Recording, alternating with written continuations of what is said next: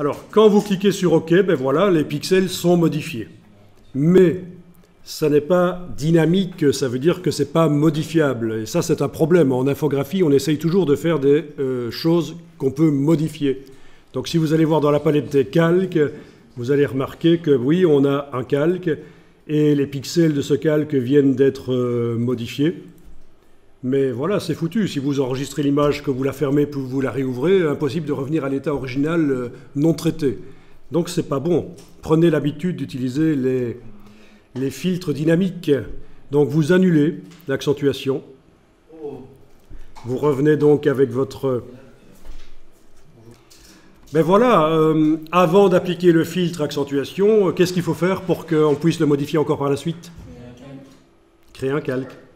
Comment ça, créer un calque? Alors, c'est presque bon, il faut faire quelque chose dans la palette des calques. Mais quoi?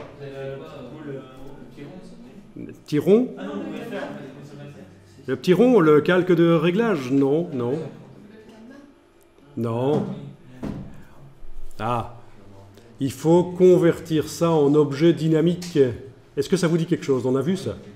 Pour pouvoir mettre un filtre qui apparaît dans la palette de calque et qui est modifiable, il faut d'abord que le calque soit converti en objet dynamique. Donc vous faites un clic droit, à droite du nom, et vous demandez « Convertir en objet dynamique ».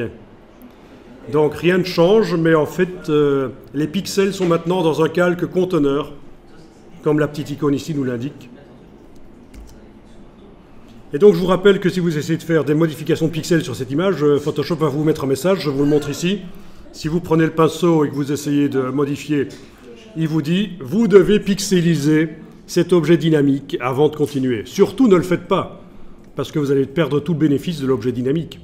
Il faut juste savoir qu'on ne peut pas modifier les pixels avec un outil modificateur de pixels comme le pinceau, directement comme ça sur l'objet dynamique. Il faut entrer dedans pour pouvoir aller travailler au pinceau dedans. On va aller remettre le filtre accentuation, donc menu filtre, accentuation. OK. Et à partir de là, il apparaît dans la palette des calques, il est là, modifiable. On peut enlever l'œil, mais on peut surtout double-cliquer sur le nom du filtre, et ça fait réapparaître les réglages, et on peut modifier les réglages. Donc ça existe depuis CS4, cette possibilité d'appliquer tous les filtres du menu filtre, de les appliquer de manière dynamique, et pas seulement les filtres du menu filtre, des choses qui viennent d'autres menus aussi. Si c'est mis sur un objet dynamique, ça va apparaître. Et ça, c'est bien. On peut même le jeter si on veut. Je le prends, je le jette. Voilà, il n'est plus là du tout. Je vais en remettre un, filtre, accentuation. Voilà. Donc ça, c'est bien. Cette possibilité de pouvoir modifier par la suite. Vous pouvez, dans une mise en page InDesign ou même dans Illustrator, importer un fichier Photoshop, un fichier au format PSD.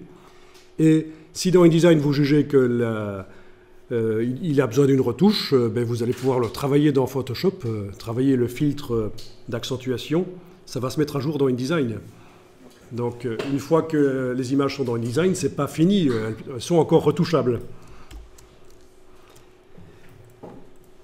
Bon, vu que les objets dynamiques, c'est vraiment typique Photoshop, cette image JPEG, on ne peut plus l'enregistrer en JPEG. Vous allez faire fichier enregistré sous et vous êtes obligé de l'enregistrer au format Photoshop. Mais c'est vraiment pas un problème, on peut faire des mises en page avec des formats Photoshop, ça ne pose aucun problème. Sauf si vous avez des milliers d'images dans un catalogue, ça peut se justifier de garder du JPEG, mais pas pour des magazines. Je veux dire, un magazine, il n'y a pas des milliers d'images. Donc faites du PSD, faites du Photoshop. Donc on garde le même nom parce que l'extension n'est pas la même. Ça va être .psd, de toute façon l'extension, ça va se voir. Alors dans les options de format Photoshop ici, vous avez la possibilité de maximiser la compatibilité pour que le fichier puisse être ouvert dans d'anciennes versions de Photoshop. Vous pouvez laisser ça cocher, ça va faire des fichiers plus lourds. Et alors vous pouvez aussi dire ne plus afficher, comme ça ce petit avertissement n'apparaîtra plus.